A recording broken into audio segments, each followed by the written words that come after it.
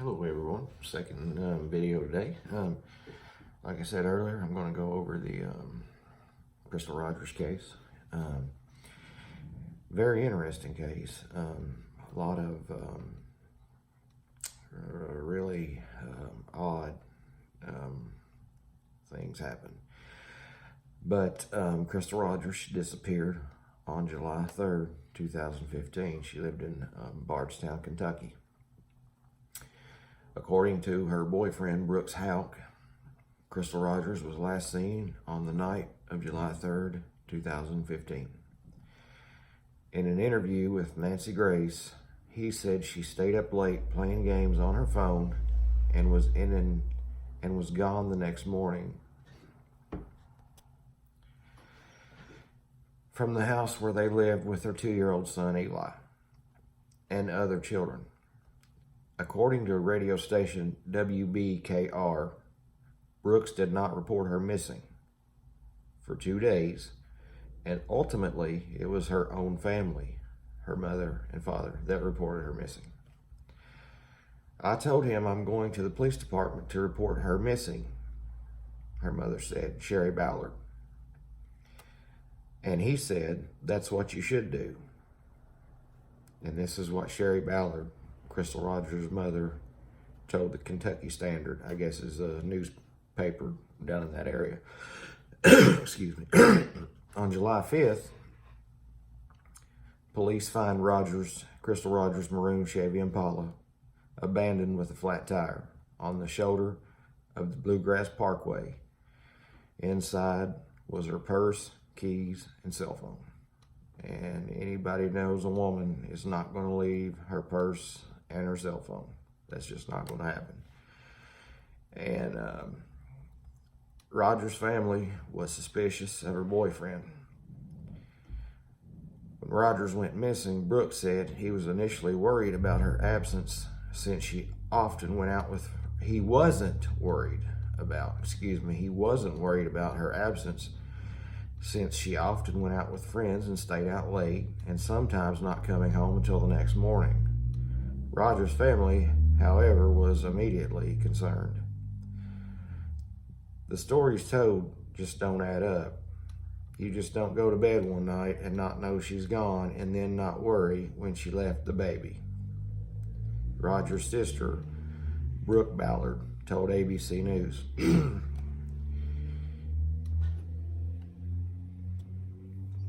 He has not offered once to search or help or do anything for the family, she said. In an interview with Nancy Grace, Brooks admitted he and Rogers had a stressed relationship at times, but he emphatically denied having anything to do, he emphatically denied having anything to do with her disappearance. I'm 100% completely innocent in this, he said. Despite Rogers' family's criticisms, he claimed he was helping search efforts behind the scenes and said that his polygraph test was determined to be inconclusive. Kentucky State Police officially named Brooks Houck a suspect in Crystal Rogers' disappearance in October 2015, according to NBC News.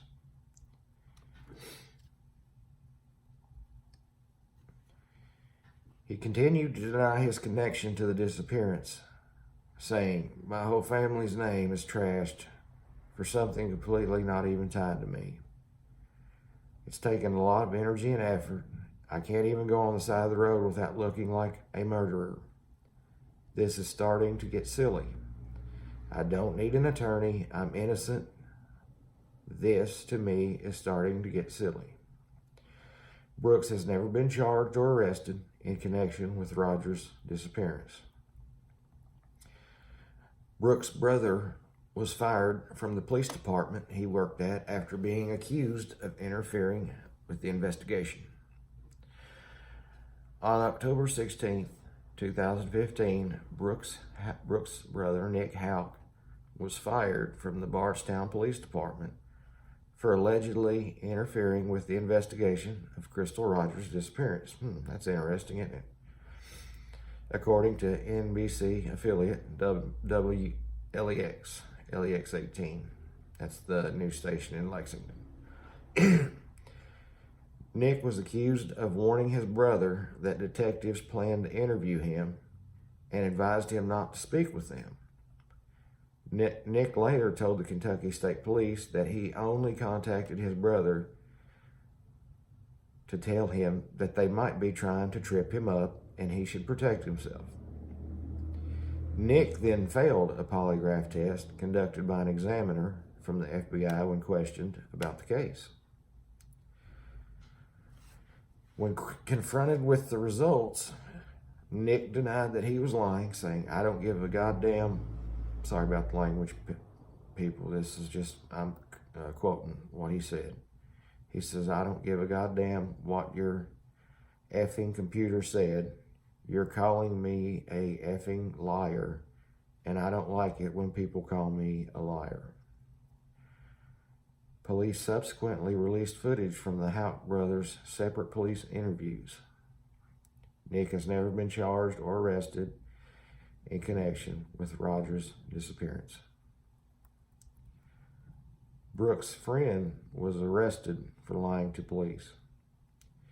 In December 2015, Louisville station reported the arrest of Danny Singleton on 38 counts of false swearing after he allegedly lied under oath to a grand jury in relation to the investigation of Crystal Rogers' disappearance.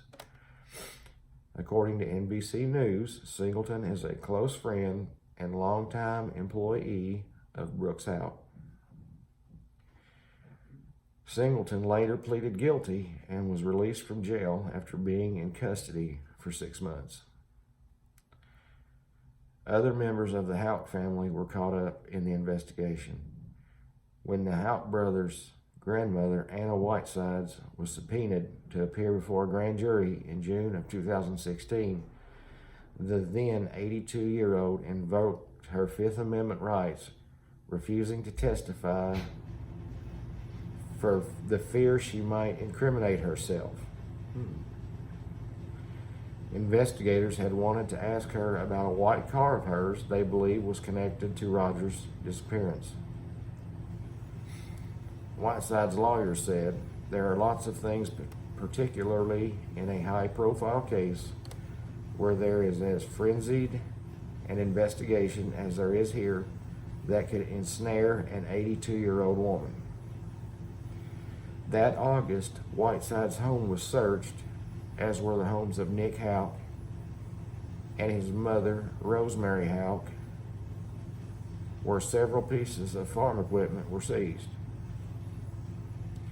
According to WLKY, Whiteside's home was again searched in July 2017 following the death of Roger's father, Tommy Ballard. Whitesides has never been charged or arrested in connection with Rogers' disappearance. Something I know about the case that I should say, the parents of Crystal Rogers, Tommy and Sherry Ballard, didn't really think the police was doing enough, and Tommy Ballard, Crystal Rogers' father, actually started investigating himself. He had a folder, he had CD-ROMs, all kinds of stuff that after he was killed that the police took, and they even said that he was probably killed because he was very close to finding out what had happened to his daughter. And in a minute it'll probably tell how he was killed, and if it doesn't, I will tell you. Roger's father was killed in an unsolved hunting accident.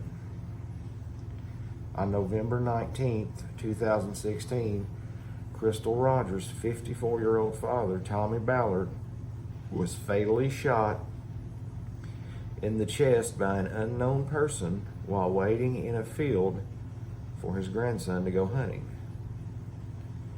His family believes the same person is responsible for both Tommy's death and Roger's disappearance. And in the field where he was killed,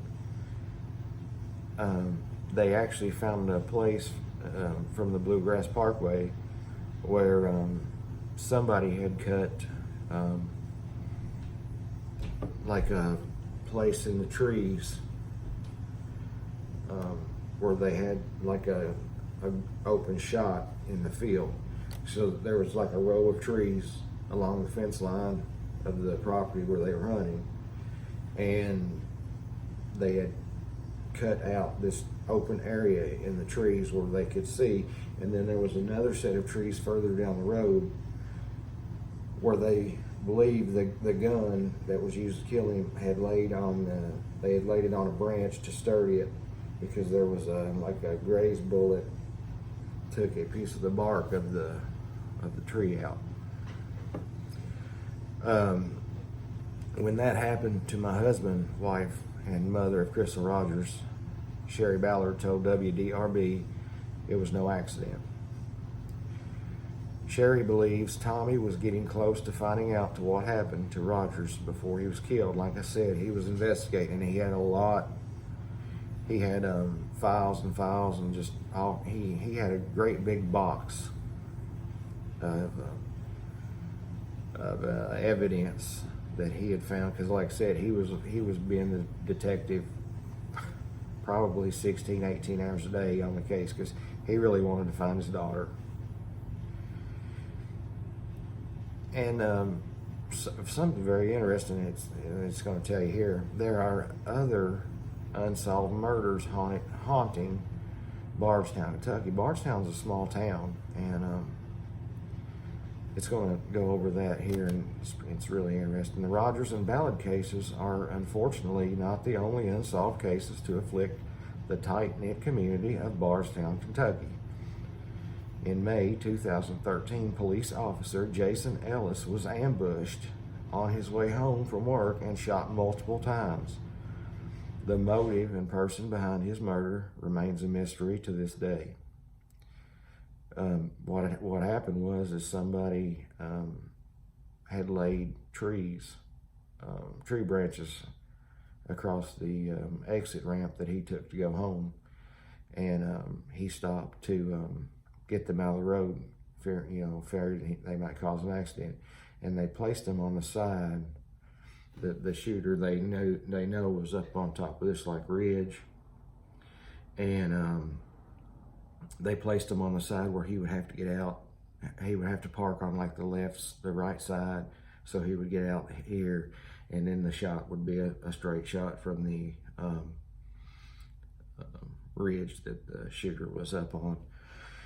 Nearly a year later, in April 2014, 48-year-old school teacher Kathy Netherland and her 16-year-old daughter Samantha were found dead inside their home. Wave reported Kathy had been shot multiple times, while Samantha had been bludgeoned about the head, both women showing knife wounds to their necks.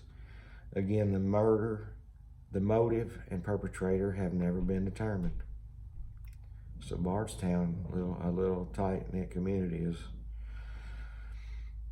wow. Speaking in the wake of the Ballard shooting, longtime Bardstown resident Betty Greenwell told WDRB, all these killings and murders and things going on here, it makes you nervous, very nervous. Roger's aunt disappeared in 1979. That's Tommy Ballard's sister, so it's not the first time that Tommy had went through something traumatic. So here's the story on that. In 1979, Crystal Rogers' aunt Frida Shireen, Sherry Ballard, went missing from Bardstown, according to the Kentucky Standard. The 19-year-old was over 7 months pregnant at the time of her disappearance, and her remains weren't found until August of 1983, so her remains were found in August 1983. They were discovered on a farm close to where Roger's car was found. Her estranged husband, Edsel Eddie Barnes, and another man, George I guess Weir, it's spelled W-E-I-R, Weir or Wire, were eventually convicted and sentenced to life in prison for her murder. Signs have gone missing. Ever since her disappearance, Rogers' family has plastered signs around Bardstown and its neighboring communities asking for any information on Rogers. In July of 2017, Brooks Houck's current girlfriend, Crystal Maupin, was arrested after she was allegedly caught on camera ripping up signs connected to the investigation. On the one-year anniversary of Tommy Ballard's death, signs showed up around Bardstown speculation about Brooks' involvement in Rogers' disappearance. According to WDRB, Rogers' family doesn't know who is responsible for the signs, and both cases remain unsolved. To date, no one has been arrested for the disappearance of Crystal Rogers and the shooting death of Tommy Ballard. And nobody's been arrested for the murder of the police officer, Jason Ellis, or the school teacher and her daughter. Rogers' body has never been found. She's still missing, but I believe they have considered her dead. In March 2018, the Kentucky House of Representatives and State Senate passed a resolution honoring them as well as the victims of other unsolved Bardstown murders and urging witnesses to come forward. Tips on Rogers' case can be made to the Nelson County Sheriff's Office at phone number area code 502-348-1840. So if anybody watching this video someday has any information, there's your number to call. And you know, guys, like I said, this town is probably just an hour and a half away from where I live. And you know, there's documentaries on it. There's one lady, I can't remember her name, but she's like let's see, it might say here, I think it was on the Oxygen channel. So if you have the Oxygen channel, you can search, actually you can just do a search on the Crystal Rogers thing, and I believe it's on Oxygen, where one of those like news investigators came to Bardstown, and they actually brought in a detective from New York, a retired detective from New York, trying to find information, and they did find some evidence. And one thing they pointed out in that documentary was the fact that Kentucky State Police doesn't have a lot of money, so there was like 15 pieces of evidence taken from Crystal Rogers' car, but only one piece of the evidence was tested. And there's a retired or a former state police officer that has opened a forensics lab somewhere down there, around there, and he has several people that work at the lab. And I believe that they tested all the other stuff, and they did find some information. Like I said, you can go to that Oxygen channel and watch that documentary, and it's really good. And this is just a bizarre case all the way around. You know, how many murders? You know, the police officer, the teacher, her daughter, Tommy Ballard. That's 4 people right there murdered since 2015 or 16, whatever year it started. And then, of course, Crystal Rogers, you know, she's probably dead. She hasn't been seen since July 3rd of that year. And, you know, it's just a case that's interesting to me, mainly because it's close to home, but it's got national attention. And if you guys are interested, you know, go on YouTube and Oxygen channel, and maybe even the Investigation Discovery channel might have something about it. But it's a really interesting case. If you do watch it, you'll be really interested in it. So that's my video for today on a case, true crime case. Please subscribe to my channel. Please like and share my videos. I don't get a lot of likes. I don't know if you guys don't like my videos or what it is, but if you do like it, please like it and share it. And subscribe to my channel, please. I'm asking nicely. And I think tomorrow I will go over the Glenn Rogers case. I know I talked about it some the other day, and it's close to home for me too, and really close to home because if you watch my other video, Glenn Rogers took me and one of my best friends at the time to get our first paycheck. For we was working at it's a big tobacco seed company in Winchester, Kentucky. We were 14 years old. It was our first job, and we worked there. And Glenn Rogers was either dating or married my best friend's aunt, and he took us to get our paycheck. So how bizarre is that? I guess that's before he started doing all his murders. He seemed pretty normal at the time. I do know that him and the aunt had gotten into an argument, and he sat on my friend's grandmother's back porch one night and bawled his eyes out over her.